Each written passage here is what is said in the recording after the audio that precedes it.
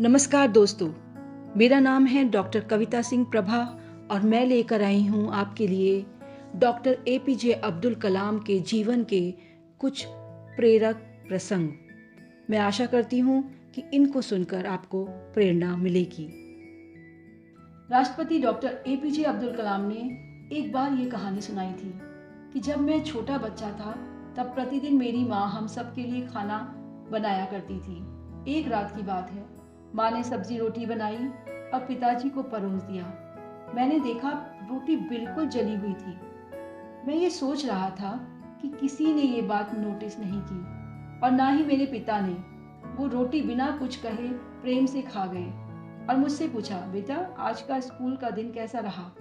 मुझे याद है कि मेरी माँ ने उस दिन जली रोटी बनाने के लिए पिताजी से क्षमा मांगी थी, जिस पर पिताजी ने हंसते हुए कहा था, चिंता मत करो, मुझे जली रोटियां पसंद हैं। बाद में जब मैंने पिताजी से पूछा, क्या आपको जली रोटियां सच में पसंद हैं? पिताजी ने नहीं में सिर हिलाते हुए कहा, एक जली हुई रोटी किसी का कुछ नहीं बिगाड़ सकती, पर जले हुए शब्द बहुत कुछ बिगाड़ सकते हैं। इसलिए हमें कभी भी किसी को जली कटी नहीं सुनानी चाहिए। हो सके तो नम्रता के साथ उसकी गलती उसे बताइए।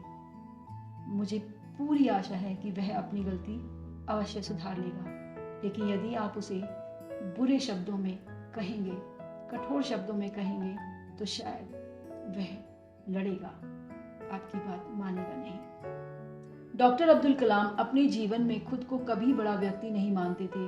वे अपने आप को सबके बराबर एक समान समझते थे। जब उन्हें वाराणसी में IIT BHU के दीक्षांत समारोह में बुलाया गया तो उन्होंने देखा कि स्टेज में 5 कुर्सियां लगी हुई हैं, जिनमें बीच वाली कुर्सी बड़ी और सबसे ऊंची है, जिस पर उन्हें बैठने को कहा गया। तो डॉक्टर कलाम ने उस पर बैठने से मना कर दिया और कहा कि मैं भी आप लोगों के बराबर का ही व्यक्ति हूँ। अगर सम्मान करना है तो इस पर कुलपति जी को बिठाइए।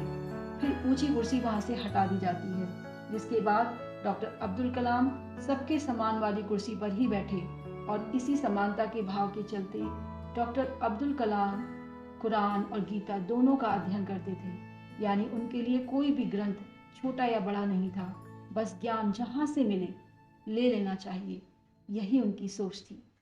एक और प्रसंग है। यह बात उस समय की है जब doctor APJ Abdul Kalam defence research and development organisation DRDO में काम कर रहे थे। तब भवन की सुरक्षा के लिए उनके साथ काम कर रहे अन्य लोगों ने इमारत की दीवार पर टूटे हुए शीशों के टुकड़े लगाने के बारे में सुझाव दिया। लेकिन जब यह बात डॉक्टर एपीजे अब्दुल कलाम को पता चली, तब उन्होंने ऐसा करने से सबको रोका, क्योंकि ऐसा करने से उस दीवार पर बैठने वाले पक्षी घायल हो सकते थे। तो ये थे हमारे महान राष्ट्रपति डॉक्टर एपीजे अब्दुल कलाम, जिनके जीवन से आप बहुत कुछ सीख सकते हैं। उनकी किताबें पढ़िए, उनकी कही गई बातें पढ़िए, उनके सुविचार पढ़िए और देखिए आपके जीवन में बदलाव अवश्य आएगा।